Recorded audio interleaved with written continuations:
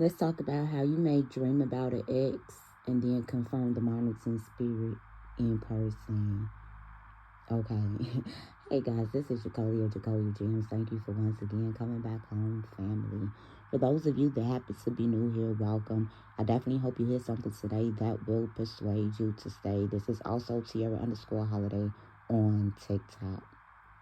So let's jump straight into it, alright? This is going to be a story time, dreaming, monitoring spirit, all of that, church going, how people will create quote unquote public rituals and attempts to hang you, and how things just come full circle many years later. So before my parents opened their church, we were a member of a church where we was basically like the third family, but quote unquote kind of like the second family. No disrespect to the family. It was the second family. So you had the pastor, his wife. He had two sons from the previous marriage. His wife had a daughter from the previous marriage. And so together they had a boy and then a girl. The boy went to high school with me. Keep that in mind, okay? And the boy played the organ. We're going to call the boy Bernard. So Bernard, he's going to be just a little, we're going to put an asterisk next to his name. Then you had the second family, and then my family. You know, my mom and my dad came in, got close to the pastor, first lady. My dad ended up being one of the main elders, one of the main preachers at the church. My mom, same thing. Me and my older sister carried that alto section. You know, it was other good alto singers, but we had that alto section bumping. Created praise and worship team, brought in praise dancing, like just so on and so forth. Okay, we got close to the first family. You know, it's a family, two families of teenagers and younger siblings. Cool. So we all grown up together. It was this young man at the time. I never even really paid attention to him outside of saying hi and bye, because to me he was a little boy, like whatever. So growing up over time, we come into young adulthood. I'm about 4 years older than him, and I had never looked at him like that. Like I said, other than hi and bye, or as kids laughing around at the table, we never interacted like that at all. I didn't even know that he thought I was attractive. Like, you know what I'm saying? So I started this youth ministry called WAR, Willing and Ready Warriors Applying Rhema. And it's when I would bring in young preachers, young ministers from other churches, and they would preach. But it wasn't just that. It was to exercise their gifts and things of that nature. We also had our own praise team. So it was musicians from other churches, singers from other churches. I would have young people from other churches being the ushers and raising the offering, and just it was like y'all, those services were super dope. Had it at different churches. This is my ministry, but my parents, you know, as my pastors, they are overseeing it. So the young man who was a drummer at the church I grew up in ended up being the drummer for my youth ministry, super cold, and he could sing. So he ended up actually just being the MD. And for those of y'all who don't know, that's the music director. So my baby cousin had got married, and after her wedding, we had rehearsal for my service. Not her, even though she was on the praise and worship team, but clearly not her, because she had just got married. So we show up, and the guy who father's church we were going to have rehearsal at, his father was a twin. So his daddy and his uncle been knowing my daddy since we were little kids because they worked together. So I'm familiar with this young man, but I don't know him like that. I stay away from him because he has always given me creep vibes. So we're using his daddy church, and we practicing or whatever. And the whole time he's playing the organ, because he's supposed to be the organ player for my thing, right? And he's just throwing at me. And I'm like knocking it down, but in the most egregious and the most heinous way. Because I'm very blunt, brash, outspoken. If I don't want you, it ain't going to be no mistakes about me not wanting you. Unless I step into dark psychology and you don't accept the fact that I don't want you. Now we finna play because you want to play rapey. And you want to overstep my boundaries. So we finna play, right? And I'm finna get you for every red sea, every copper tone is coming my way, because you're accessing my energy illegally. So now I'm about to transmute yours into currency. That's literally how they go. So the drummer, let's see what we're gonna call the drummer. We're gonna call the drummer Larry. So the drummer Larry, who is my music director, you know, the young boy that I grew up in church with, he shut it down. And I mean, he shut dude down. Like, she said she ain't on that. So what you not finna do is keep talking to her any type of way. She don't want you. Back up off her. She good. I didn't even ask him to do that. But once he did that, dude got quiet and he tried it again and he shut it down. And he walked up to me. The MD, the drummer, Larry, walked up to me and was like, I'm going to find you a new keyboard player. And you ain't got to worry about the rehearsals or nothing. I got everything. So my god sister, Miana and the other young lady, Juanita, Miana and Juanita, they was like, T, Larry like you. And I was like, Larry don't like me. They was like, no, Larry really likes you. And I'm like, whatever. So, shortened version of an extended story. Larry was talking to this one young lady who's a member at his church, but they broke up. They're not dealing with each other. She's away at college. They still cool with each other, but they're not boyfriend and girlfriend. Like right on the street is they broke up because she's away at college. She wants to stop having sex because she's ready to get married. His whole thing was, I'm not ready to get married. Like we real young and I'm not on it. Like he was kind of new to certain things, right? So he like, I'm just not on that, but they were still cool. If she would come in town, they would go to the movies, y'all know how they go, right? So I'm on the phone and they had went to the movies and I had told my grandma, I'm like, I think he liked me. And my grandma was like, don't do it. Do not do it. You gonna ruin him. And I'm like, so I made a remark and me and him ended up dealing with each other for a while. And at this point, I wasn't dealing with anybody for some years. I mean, 5 years. I hadn't been dealing with nobody at all. So we end up dealing with each other and feelings end up getting involved. My cousin, LaDonna, who's a lesbian, was dealing with his ex's sister. So what we gonna call his ex? We just gonna call his ex Jasmine. That's funny. We gonna call his ex Jasmine. My cousin LaDonna was dealing with Jasmine's sister. So Jasmine's sister asked my cousin LaDonna, is your cousin dealing with Larry?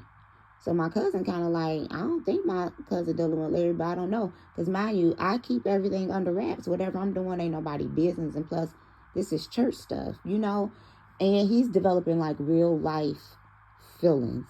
Like he's telling me, I'm quoting him, you my dream girl. I've been watching you since we were young. I don't think you realize how beautiful you are, how anointed you are. Now, y'all, he's seen me preach. He's seen me teach. He's seen me run, jump, shout, like speak in tongues, lay hands. He's seen me in that.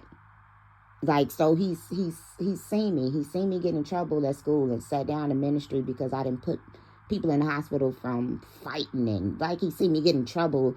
He's watched me, but I didn't know that he was watching me like this. So she ended up calling me and contacting me and asking me. And I'm like, I don't do stuff like this. So the only reason I'm going to do this is because of my cousin. But that's not even your man for you to be coming and asking me anything about this. But I don't do drama. Like, I don't do drama. So he had called her. She had called him to try to catch him up or whatever. And of course, on the phone, he lied. And I wasn't going to say anything until he lied and said that I messed around with Barry. Is that what I named the organ player? And so then I had to speak up because you're not about to lie to me. You can lie to her all you want to. You could deny us messing around all day. I don't care. Just don't lie on me. So this going to go a little bit past 10 minutes, y'all. One day, my parents visited the church. I had to go with them. It's a church service. Her godmother stands up in testimony service and starts to testify on me, like comparing us. She's such a good girl. She ain't never been in trouble. She ain't never, y'all, this is in church. And I'm sitting on the second row. And so my son is sitting on my lap and my son sees Larry on the drums. My son waved at Larry. Larry waves back at my son. And while this young lady godmama is up trying to embarrass me, she gets upset because she see my son and Larry talking to each other. But my son should know who Larry is because we still visit the church. It has nothing to do with anybody, anything else. But, you know, of course, in her mind, I'm just like, whatever. So, at the church, we clearly standing near each other because I'm on the second row. She's like kind of on the first row. At the church, he walks right past her and comes to speak to me. I wasn't expecting it, but I'm not going to lie and say that I wasn't. They go out in the parking lot, and I'm not paying attention. All you hear is yelling, yelling, yelling, yelling, yelling. And he comes back in the church and comes to talk to me.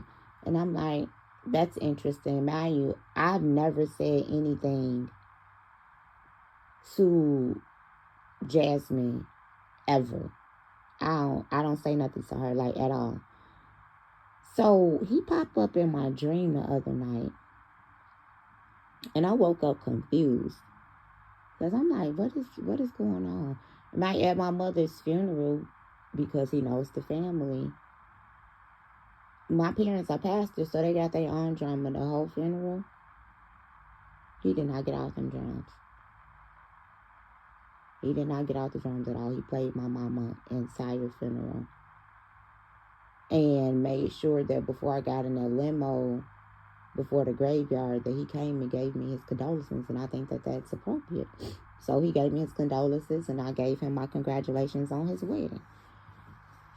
Sincere congratulations, because I left him alone, because I literally told him we shouldn't have been messing around each other in the first place, because although 4 years is not a lie, I don't like where the 4 years fall. And you're actively trying to impregnate me, and I can't have that happening at all. And you're talking about like long-term marriage and things like that. And I'm too old for you. I have 2 children. You don't have any. Like, I had to start talking to him in a common sense standpoint, because I did love him. I did have real feelings for him.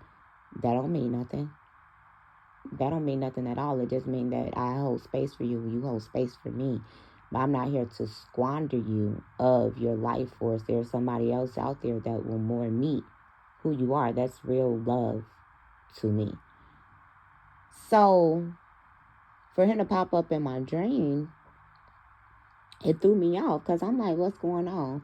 So I said a small prayer for him, and I asked the Most High to detach any soul ties or any lingering that's still around or whatever. So, y'all, I'm in the store with my children, and this woman walks close enough to me in the aisle to make sure that I see her. Now, the first thing I looked at right away was this woman's neck. I didn't even see her face at first. I see this woman's neck, and it's a swollen neck. So I'm like, oh my goodness, her thyroid gland is overactive. That's overactive cortisol. And that can be early sign of lupus as well, other than thyroid problems. And then I saw like it was a thick 5 o'clock shadow, a whole bunch of pimples and everything. And the beard. I'm like, she has PCOS. I wonder if she knows. And I look up at her face, and it's his wife. And she's grinning. Like she just wanted me to see her so bad. And she just kept on itching just to make sure I saw her. Y'all know what women do. I mean, because the way she came around the corner is like she had been saw me and my kids. And I'm like, oh. And so my daughter and my son looking over their shoulder, because they don't even realize who that is. But they looking over their shoulder because they trying to figure out who is this weird lady being like this. And so when I told them, they was like, oh my God. And then, yeah, that's what happened. And when we went to go check out, she wanted to make sure that she was seen. So we were already talking about coffee, because my asthma's my asthma's a little flared up, and caffeine opens up the bronchial tubes. And so I was talking to my daughter, and I was like, I do need to get some coffee, because that's literally why we had left the house. But I've been hesitant to drink coffee, because with me being perimenopausal, I'm saying this out loud, with me being perimenopausal, I don't want to overdo the caffeine and end up developing PCOS symptoms. Because it's a real issue and it's a real thing. I also wasn't being underhanded. I was letting her know that I do see you and I see what's going on with you. You need to go to the doctor and you need to stop monitoring my dreams. So as much as you wanted me to see you, you let me know that you've been monitoring me. But I needed to see you so that the Most High could let me know you were not in error by walking him away, because that baby that she just housed could have put you under. See, I'm a cancer survivor. And whatever toxicity is going on in his sperm and whatever stress she is being put under, and she's a teacher as well, so, you know, kids are stressful. Whatever stress she is being put under, my life could have looked like that, and I already have fibromyalgia. So that could have taken me out. That could have made me sick. All things work together for the good of them that are called according to his purpose and to his plan. This is Jacolia.